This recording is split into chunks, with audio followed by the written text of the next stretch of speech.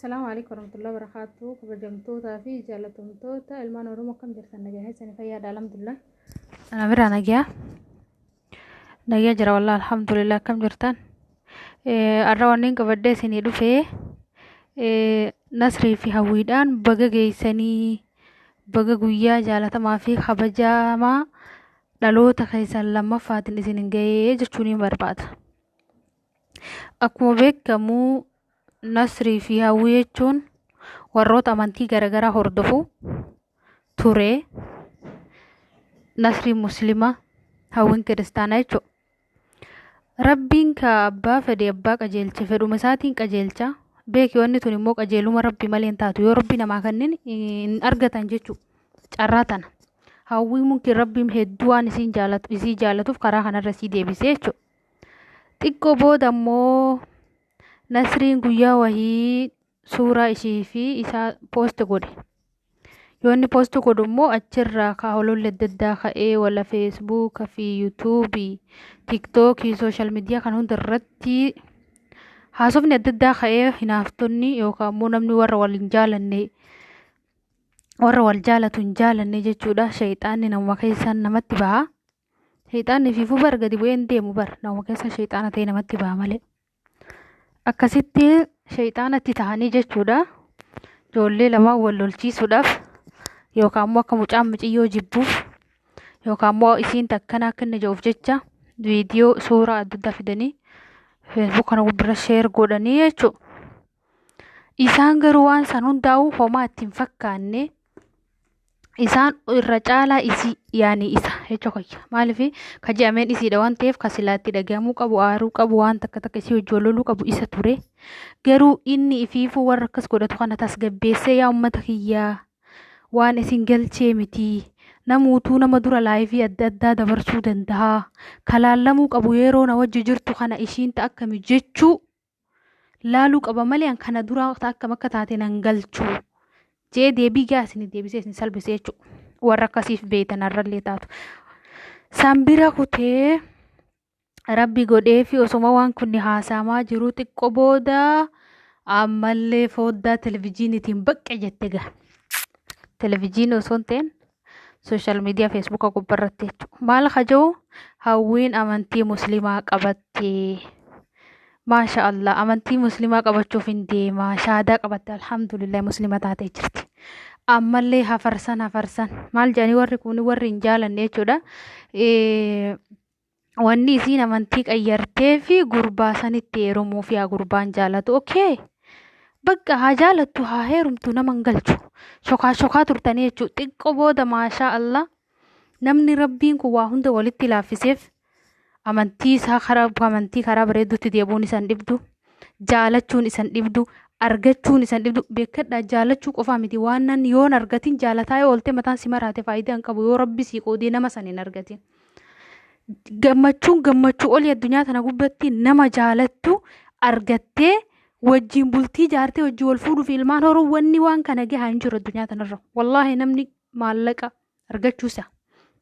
Yookaan mootuyyuu dalagaa bareedduu argattee maallaqa guddoo argattee waan feete mana ijaarattee maal jettu kana si'a makiinaa bittee maal jettee xayyaara bittee no wallaahi gammachuu olii bultii bareedduu nama jaalatu wajjin bultii ijaarachuu wanni gahaatti akka hin jirtu an akka kiyyaatti akka kiyyaa sontiin akkuma addunyaa qofattu guutuuttu akkasi rabbi godhee fi dubbiin tun taatee fi xiqqoo booda kaleessa dheengadda galgalee jechuudha oonlaayiniin waan takka wallaahi sooshaal miidiyaa kana addumaa fayyadamuu ture takka oonlaayina gubbatti maashaallah akkatti isheenis taa'ee mijiyyoon isteetee mucaas ta'anii ni haa irratti qaraanii walii jaartii godhanii oonlaayina gubbarratti biyya biraarraa isheen biyya biraa jarri biyya biraa ta'anii akkasii ni kaadhachuu unu bismillah gisee amma jalqabaan arge wanta kan argin gammachuu ajaa'ibaatiin natti dhaga'ama. Guyyaa kaleessaa ammoo akkuma isin agartan sanitti sargii ajaa'ibaa Dubaay keessatti fakkeenyaaf wal fuudhanii amma biyyaan jiru kana kaayiroo taate sargiin biyya kanatti homaa miti jechuun kiyya jaalattee fuute sargii akka ajaa'ibaa sargii hoteela akka warra biyya kanaa godhatuutis godhatu dandeetta maallaqa qabaanna yaani sargiin biyya kanatti akkuma feete jechuudha akkuma warra biyya kana dhalatee dhatillee jiraattu biyya kanatti sargiin rakkoo takka hin qabu. Sambira taree isaan Dubai keessatti namni nikaa walidhata malee baay'inaan kan sargii akkatti godhatu agarre maasha Allah isaan sargii ajaa'iba Oromoon hundi irratti argamte sambira wanni na gammachiise hedduu alaabaa Oromoo araabaa kenna uf duuba kaanii arguu caalaa wanni nama gammachiisu hin jiru sargii Oromoo argeetiin jira hedduu garuu hanka alaaballee of biraa qaban kanan agarre Nasri wanni ati goote hundi baay'ee namatti tola wallaahi miyyootan akka mataa wal qabachiifte rabbi mataa si olaa qabachiisu tasa yoo kana dhageessu taate wallaahi warri dhiiraaf ulaalame edduun keessan ka jaartii qabdantu jira ka gana fuudhuuf deemtan jira ka jaalattantu jira ka gana jaalachuu deemtantu jira if laalame innis bar dhiiruma akka keessaniiti bar wanni inni godhe kun isin hundaafuu gorsa ta'uu qaba jeetii yaada maaliif jennaan ilmoon namaa takka an eenyu jetteef gaafachuu qabdi inni an eenyu jeef gaafate tokkoffaa dhalaan haadhatiyya ilmootiyya obboleettitiyya jeef gaafate akkasitti deebii gaa argate jechuudha miti ijoollee tam akkasii rabbitti qabe ta isa jaalatu ta inni jaalatu badii yoo fakkeenya isinuu badii ka qabattaat isiif rabbi walitti beekarra murteessuu hin dandeenyu waan isin qabdu san hunda dagatee dhiisee haadha warraa godhate jechuudha kamsoo kamsii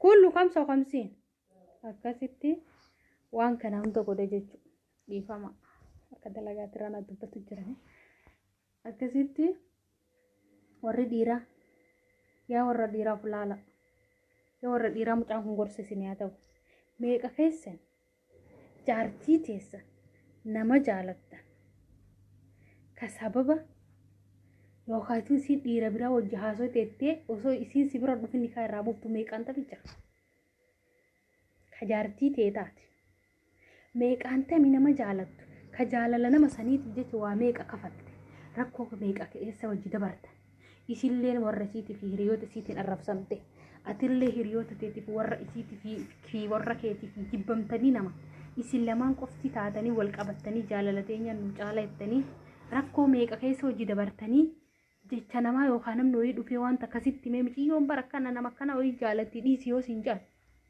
yookaan immoo miciyyoon bilbila kanaa wajjin haasofte yookaan immoo bilbilu siin haasofte biizii argitee ansin barbaadu na dhiisi jetteen kaatee gara biraa deemtu meeqaan tame warri dhiiraa of yaadadha hundi keessanuu mucaan kun gorsa guddaa isiniif ta'a hoo ka beeytan taate isinii galtee eenyummaanuu haga si wajjin jirretti nama biraa jaalachuu danda'a haga sin jaalannetti atis har'uma lafaa kaatee ishiin jaalan ishiillee har'uma kaatee sin jaalan ijoollee miti daa'imaa miti isin nama gayeessa waan isin dura dabre dhiisa waan amma yeroo wajji jirtan atis eegesii wajji jirtu nama biraan jaalatin isilleen eegesii wajji jirtu nama biraan jaalatin akkasitti wal amana wal kabaja wal jaaladha wajjin jiraadha sababni wanta tareef jecha isin rakkoo walirraan geettaniif hin jiru baay'ina wanni argamaa jiru kana jechuu yeroo ammaa kana keessatti wallaahi mucaan kun waa hedduu isinii dabarseetiin jira ijoollee dhiiraa waa hedduu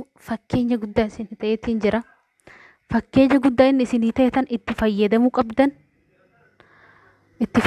qabdan akka karaa kanarra deemuu qabdaniin isiniin jaa hundi keessanuu maaliif jennaan namni tokko dhalaan takkas ta'e dhiirri tokko wal danda'uu qaba bultilleen ka jaaramtu wal danda'uudhaan yoo gizee jaalala keessa jirtan gana wal fuudhuuf deemtan ammumaan tana wal dararuuf wal ciqquun jiraate bor bultii keessa wajjin seentanii wal diidan malee wanni isin wal ijaartanii wajji jiraatan hin jiru jechuudha saniifu kun miidhaa isinirraan ga'a dura osoo wal hin fuudhin dura walii gala wal jaaladha wal amana namni tokko onnati bee qabdu si jaaladha siif du'a siin jechuurra si amana siin jechuutu irra caala wallaahi si kabaja si jaaladha maalii si ta'a siifin ifajjees siifin koloroksii dhuga siin jechuur siin amanaa jechuurra wayya maaliif jennaan ayyoo meeshi jaayya kudimaa innaa akkana jechuudha wanni isin beekuu qabdan wal kabajuu wal amanuu wanni gahaan jirtu yoo wal amantan wal kabajjan, yoo wal amantan wal jaalattan, yoo amantiin hin jiraatin si jaaladhaa fi siifin du'aan kabajaa yoo hin qabaatin bu'aan takka hin jirtu. Dura wal amanuutu dursa jaalala jaalalli san boodaan dhufa. Nama tokko yoo amante jaalatta jechuudha. Osoon amanin jaalachuu hin dandeettu. Osoon amanin yoo jaalatte gaafa jaalala keessa seente rakkoo sirra dhufa jechuudha. Miidhaa guddaatu sirra dhufa. Miidhaa san keessaa immoo bahuu hin dandeessu. Si galte miidhaa keessa seente san keessa bahuu hin dandeettu jechuudha. Jaalalli immoo akkuma afaan namni taphaan siin jaalala afaan waliin kijibaan jettan san himti. Jaalalli dhugaa keessa gisee seente keessaa bahuu hin dandeettu. Rakkatta. Rakkoo cimaa keessa seenta. Dhukkubsatta. Waa meeqa taate jechuudha. Sanii kun hundi teessanuu. Ka dhiiras ta'e ka dhalaa. Wal jaalachuu dura wal amana. Eega wal amantan booda wal kabaja. Eega wal kabajjan booda wal jaaladha. Eega wal jaalatan booda wal fuudha. Bultii wajji jaala. Ilmaan hora. Inshaallah rabbi isin yaa kennu. Akkanaan isin jaa'unti keessanu. Rabbiin nuun daafu. Bultii khayrii. Bultii jaalatamtu. Ta rabbiin keessa jiru. Ta rabbiin keessa jiru. Ati jaalattes dhiistes yoo rabbiin keessa jiraate homoonni fayyadu hin jiru onneen teesse gubattee miidhamtee dhiista malee hin argattu jechuudha. Bultii rabbiin keessa jiru. Ta rabbi jaalatu. Ta nus isas ta'e nus dhalas ta'e dhiiras ta rabbi jaalate. Ka khayrii nuu qabu. Ka nutis khayrii isaaf qabnu. Rabbiin kararratti walitti nu haa fidu. Je'ee isiniif illee du'aa hin godhadha. Inshaallah nama immoo akkuma yeroo nurraa fixuuf siin jaaladha jee jaalala sobaa. Jaalala maallaqa, jaalala yeroo, maallaqa hunda nurraa nyaatuuf, maallaqa barbaadee qofa nutti dhufee waan nu qabnu nurraa walitti qabatee yoo fedhe nu dhiisee ta bira deemeetiin ta maallaqatti kanatu bira dhaqu kakkasii rabbiin nutti hin fidini kana gahaa ka bultii qofa fedhu ka haadha manaa qofaaf nu fedhu ka ilmoo qofaaf nu fedhu ka sanyii teenya qadhaabachuu qofaaf nu fedhu. Ka jaalala dhugaa karaa rasuulaa haada rasuulaa qabannee alayhi salaam karaa isaaniitti bultii jaalachuuf nu barbaadu rabbiin warra dhalaaf warra dhiirallee akkasumatti walitti haa fiduun ja'a. Galatoomaa ergaan irra qabullee hanganumaa xiqqishu dhiifaman jira sagaleen kiyyalee iddoon qulqullaa'uu dhiifaman haa godha. Akkasiin isin ja'a. Assalaamu alaikum warahmatullahi wabarakatuh.